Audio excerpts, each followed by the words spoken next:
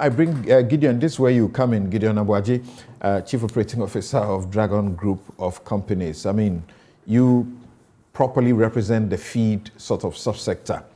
I'm hearing all these stories, and one question keeps coming to mind. But there is the 1D, 1F program.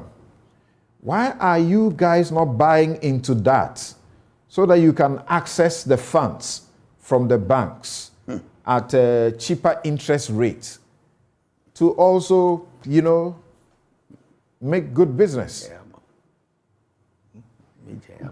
Yeah, it's true. It's a complex situation.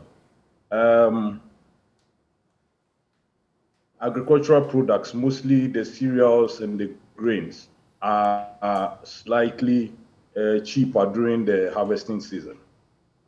And that means that you will need to do bigger aggregation, which means that you need to buy more and store them in warehouses. That is one of the ways to stop our foreign compatriots or our neighboring compatriots from taking what we produce in this country to their countries. In the process of doing that, you need a lot of capital. And this capital is going to be locked in cereals and grains.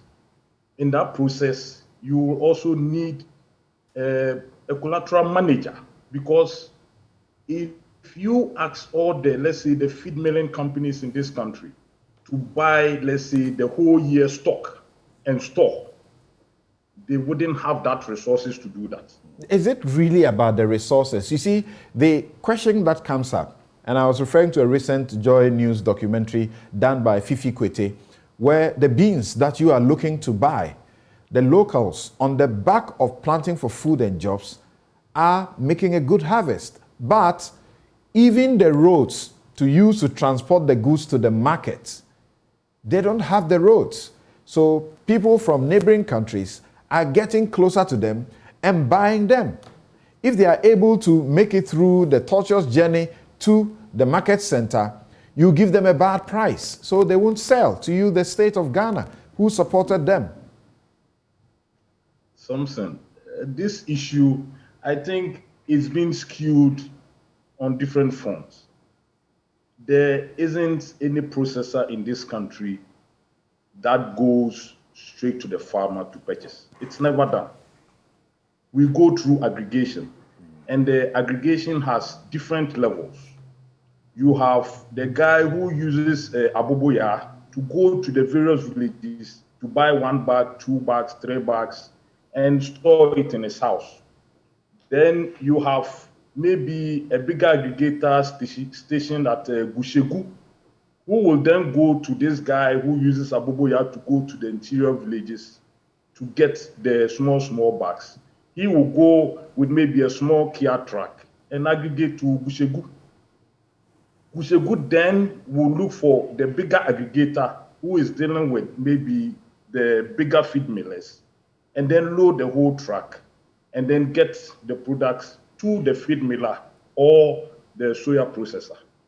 So there is different levels of aggregation. It's the same aggregators that these foreign guys are also using.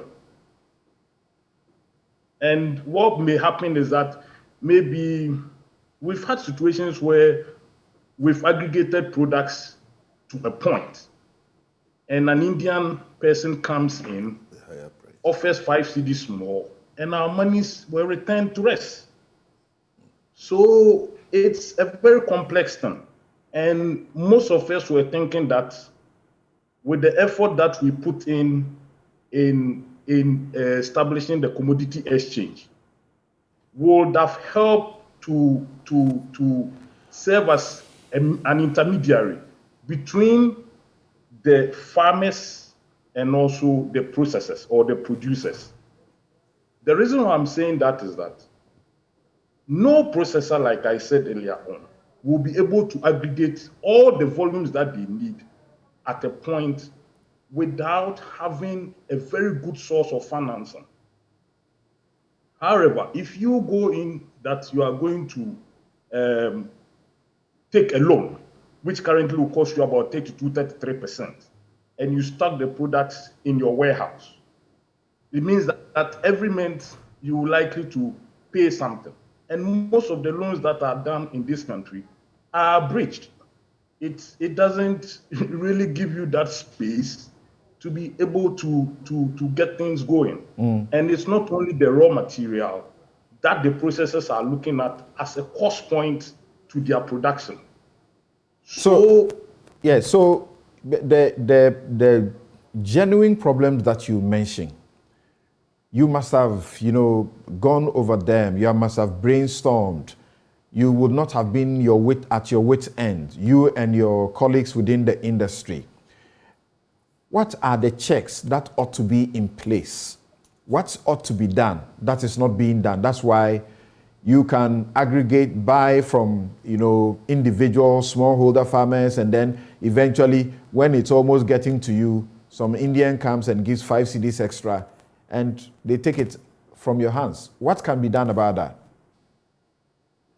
What can be done about that is that we should let the Ghana Commodity Exchange work, because both ends agreed that there must be an intermediary that the banks are comfortable with to work with, and then all the regulatory statements and regulatory systems that needs to be put in place to make sure the banks has the comfort. Because if we are using the commodity exchange, you have what we call a collateral manager. So whatever products that is sitting in any of the warehouses, they take charge. The farmer agrees to sell at a certain price. The buyer agrees to buy at that price. He pays the money to the bank. If he doesn't have the money directly, he can speak with the bank, which is prepared to do that on his behalf. He goes in for the product. He already has a contract with the off-taker, which is maybe the poultry farmer or the feed miller. Then he processes the products. It goes straight to the feed miller or the poultry farmer. He takes his receipts to the bank. He gets the balance on his money, and the whole cycle starts again. Do you think that, for example, the growers, the locals, the farmer groups, all of them, do you think that they are working with a certain national consciousness? Samson, that's a very complex question. I can say for sure that there are some that are working with national consciousness, but we all know that profiteering is also a good business. And so if there are no regulations or there are no policies to regulate some of these things, you have people who will want to take advantage of some of these things. And then we as Ghanaians or we as processors ends up to be the biggest losers. In what you do, do you have a sense that you are working to a certain policy, bigger policy for the general good? Yes, we do. And which policy will that be? The policy is to, one, regulate the importation of cereals and grains in this country. Two, a policy to regulate how these products are sold within the country.